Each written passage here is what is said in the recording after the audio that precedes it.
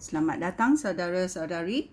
Hari ini kita belajar bahawa darah adalah untuk Tuhan, iaitu darah untuk Allah.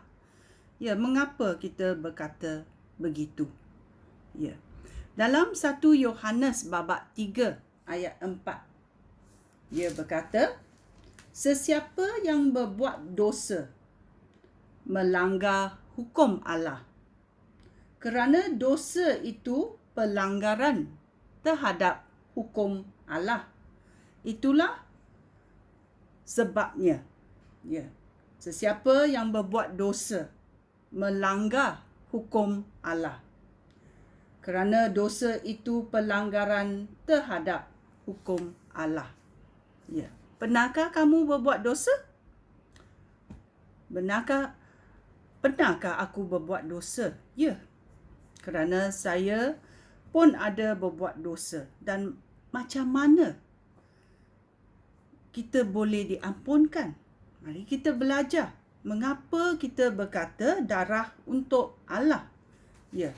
Dalam Keluaran babak 12, kita membaca bahawa ada satu perayaan yang disambut oleh orang-orang Israel semasa di Mesir.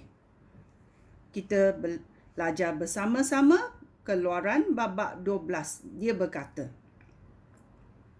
Tuhan berfirman kepada Nabi Musa dan Harun di negeri Mesir, bulan ini menjadi bulan pertama bagi tahun kalender kamu. Sampaikanlah perintah ini kepada segenap umat Israel.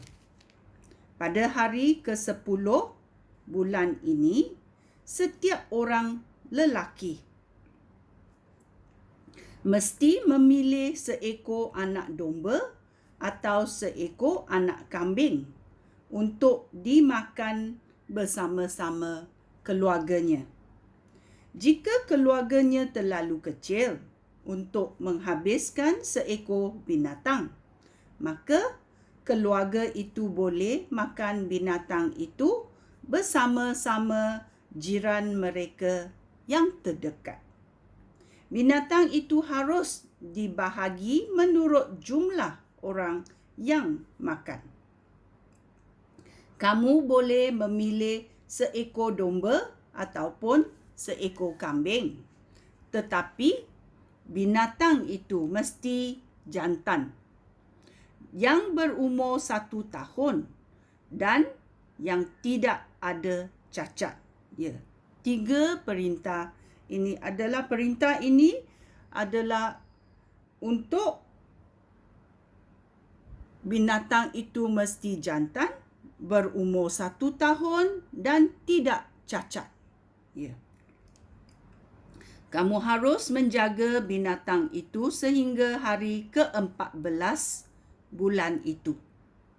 Pada sebelah petang hari itu, segenap umat Israel akan menyembelih binatang-binatang itu. Ya. Tuhan ada masanya, dan tepat pada masa itu dia memerintah supaya segenap umat Israel akan menyembelih binatang itu. Okay, ayat 7. Mereka mesti mengambil sedikit darah binatang itu dan menyapukan pada kedua-dua batang tiang pintu dan pada ambang pintu rumah, tempat mereka memakan binatang itu. Pada malamnya, daging binatang itu mesti dipanggang dan dimakan dengan sayur pahit serta roti tidak beragi. Binatang itu mesti dipanggang seluruhnya, lengkap dengan kepala, kaki dan isi perutnya. Makanlah daging yang sudah dipanggang itu. Jangan makan daging yang mentah atau yang direbus. Jangan tinggalkan sedikit pun daripada daging itu sehingga pagi. Jika ada sisanya, daging itu mesti dibakar sampai habis. Semasa makan, kamu mesti sudah berpakaian lengkap untuk perjalanan. Kamu sudah memakai kasut dan memegang tongkat. Kamu mesti makan cepat-cepat. Itulah perayaan Paskah untuk menghormati aku, Tuhan. Pada malam itu, aku akan menjelajahi seluruh negeri Mesir dan membunuh setiap anak lelaki sulung serta setiap anak jantan sulung binatang.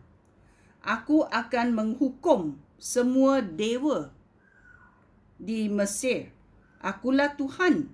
Darah pada tiang rumah pintu akan menjadi tanda bagi rumah tempat tinggal kamu. Apabila aku nampak darah itu, aku akan melalui kamu dan tidak menghukum kamu semasa aku menghukum orang Mesir. Kamu mesti merayakan hari ini sebagai perayaan bagi Tuhan untuk mengingatkan kamu tentang apa yang telah aku lakukan. Rayakanlah hari ini setiap tahun selama-lamanya. Ya, lambang ini adalah penumpahan darah Yesus.